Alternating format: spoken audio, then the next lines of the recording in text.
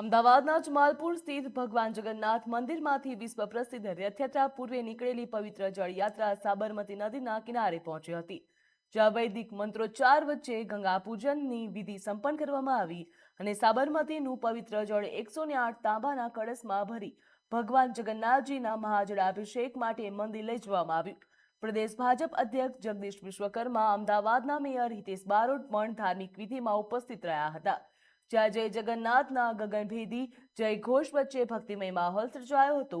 જળયાત્રા સાથે હવે વિશ્વ પ્રસિદ્ધ ભગવાન જગન્નાથજીની રથયાત્રાની ધાર્મિક વિધિઓ વિધિવત પ્રારંભ થઈ છે। જગન્નાથની રથયાત્રા આખા દેશભરની અંદર નીકળતી હોય છે। ગુજરાતમાં પણ 149મી યાત્રા નીકળશે। અમદાવાદ શહેરમાં ભગવાન જગન્નાથના મંદિરથી એના પૂર્વે આજે જ્યારે જળયાત્રા છે, જળયાત્રાની અંદર અવિચલજીજી મહારાજ, દિલીપદાસજી, માનનીય મેયરશ્રી, પૂર્વ ડેપ્યુટી સીએમ શ્રી નીતિનભાઈ, ખૂબ મહાનુભાવ સાધુ સંતો સાથે આજે જળાભિષેક થયો છે। પવિત્ર નદી સાબરમતીનું જળ લઈ અને ભગવાન જગન્નાથજીનો જળાભિષેક થશે। પૂજા અર્ચના કરી છે, પ્રાર્થના કરી છે।